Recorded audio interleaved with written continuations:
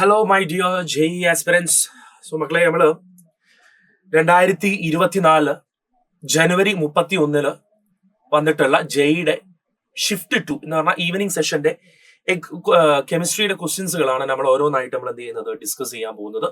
നമുക്ക് ഓരോ ക്വസ്റ്റ്യൻസ് ആയിട്ട് നമുക്ക് എന്ത് ചെയ്യാം, ഡിസ്കസ് ചെയ്ത് തുടങ്ങാം. ഓക്കെ, ഫസ്റ്റ് ക്വസ്റ്റ്യൻ നിങ്ങൾ ശ്രദ്ധിക്കാം. ഫസ്റ്റ് ക്വസ്റ്റ്യൻ വന്നിട്ടുള്ളതിന് നമ്മുടെ കോർഡിനേഷൻ കോമ്പൗണ്ട്സ് എന്ന് പറയുന്ന ചാപ്റ്ററിൽ നിന്നാണ് വന്നിട്ടുള്ളത്. അപ്പം ഇത് വളരെ ഈസി ആയിട്ട് ചെയ്യാവുന്ന ഒരു ക്വസ്റ്റ്യനേ ഉള്ളൂ. നിങ്ങൾ ശ്രദ്ധിക്കുക, ഫസ്റ്റ് തന്നുള്ള കോമ്പൗണ്ട് CR, പിന്നെ തന്നുള്ളത് H2O. ഞാൻ അതിനൊന്ന് വായിക്കുന്നുണ്ടേ. നിങ്ങൾ തന്നുള്ള കോമ്പൗണ്ട് ഒന്നുകൂടി ഞാൻ പറയാം.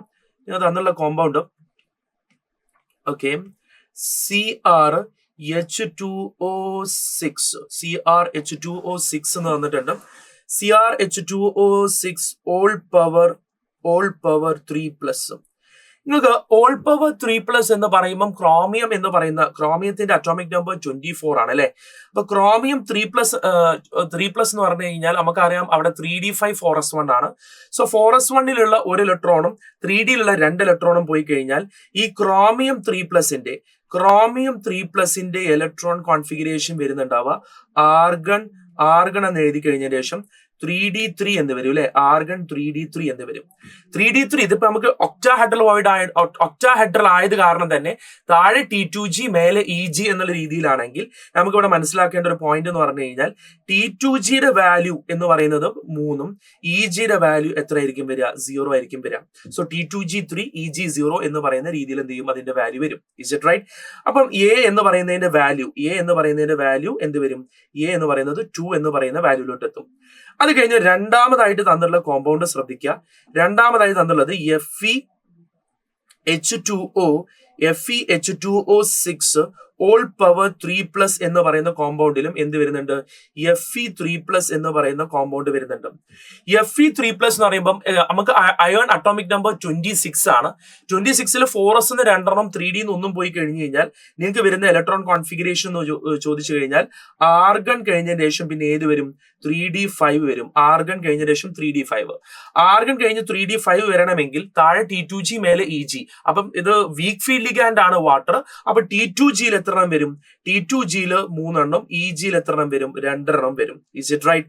സോ T2G3 EG2 എന്ന് പറയുന്ന ഓപ്ഷൻ ആണ് വരുന്നത്. സോ B എന്ന് പറയുന്നത് എന്ത് വരും, തേർഡ് ഓപ്ഷനിലോട്ട് വരും. തേർഡ് ഓപ്ഷൻ ആണ് B വരിക. ഇനി അടുത്തത് നിങ്ങൾക്ക് തന്നിട്ടുള്ള കോമ്പൗണ്ട് ഏതാന്ന് ചോദിച്ചു കഴിഞ്ഞാൽ NiH2O6 ഓൾ പവർ 2+ എന്നുള്ളതിൽ നിങ്ങൾ തന്നുള്ള കോമ്പൗണ്ട് എന്ന് പറഞ്ഞാൽ നിക്കൽ 2+ ആണ്. നിക്കൽ 2+ വരുന്ന സമയത്ത് നിങ്ങൾക്ക് വരുന്ന 28 ആണ്. നമുക്ക് ഏതിന്റെ, നിക്കലിന്റെ ഇലക്ട്രോൺ കോൺഫിഗറേഷൻ വരുന്നത് 28 ആണ്. അപ്പൊ നിക്കൽ 2+ വരുന്ന സമയത്ത് നിങ്ങൾക്ക് ഇലക്ട്രോൺ കോൺഫിഗറേഷൻ വരുന്നത് ആർഗൺ, പിന്നെ വരുന്നത് 3d8. 4s 2 ഇലക്ട്രോൺ പോയി 4s0 വരും. 3d8 ആണെങ്കിൽ നിങ്ങൾ നോക്കുക, ആലോചിച്ച് നോക്ക്, T2G EG week field ligand ആണ്. അപ്പൊ T2Gയിൽ എത്ര എണ്ണം വരും, EGയിൽ എത്ര എണ്ണം വരും? ജസ്റ്റ് ഒന്ന് സിംപ്ലി ഒന്ന് കൺസിഡർ ചെയ്തു നോക്ക്. T2G എന്ന് പറഞ്ഞു കഴിഞ്ഞാലും EG എന്ന് പറയുന്നതിലും എത്ര എണ്ണം വരുന്നുള്ളത് എന്താ ചെയ്യുക, കൺസിഡർ ചെയ്ത് നോക്കുക. അപ്പൊ നോക്ക്, 1 2 3 4 5 6 7 8 എന്ന് പറഞ്ഞു കഴിഞ്ഞാൽ T2Gയിൽ 6 എണ്ണം, EGയിൽ എത്ര വരുന്നുണ്ട്, 2 എണ്ണം വരുന്നുണ്ട്. Is it right? T2Gയിൽ 6ഉം EGയിൽ 2. നമ്മൾ ചെയ്ത് നോക്കി കഴിഞ്ഞാൽ വളരെ ക്ലിയർ ആയിട്ട് കിട്ടാവുന്നതേ ഉള്ളൂ. സോ നിങ്ങൾക്ക് മനസ്സിലായി ഇത് T2G എന്ന് പറയുന്നതിൽ 6 എണ്ണം, EGയിൽ നിങ്ങൾക്ക് എത്ര വരും, 2 എണ്ണവും എന്ന് വരുമ്പോൾ T2Gയിൽ 6 EGയിൽ 2 എന്ന് പറയുമ്പോൾ സിന്റെ വാല്യൂ എന്ത് വരും, 4 വരും. അങ്ങനെയാണെങ്കിൽ ഡിന്റെ വാല്യൂ എന്ത് വരും, ഡിന്റെ വാല്യൂ ഡയറക്ട്ലി എന്ത് വരും, 1 വരും. So A2 B3 C4 D1 എന്ന് പറഞ്ഞ option 4 will be your right answer. Correct answer option 4 ആണ്.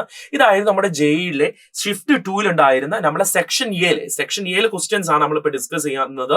ആ സെക്ഷൻ എയിലെ കോർഡിനേഷൻ വന്നിട്ടുള്ള ഒരു ഫസ്റ്റ് ക്വസ്റ്റ്യൻ ഇതായിരുന്നു. Is it clear?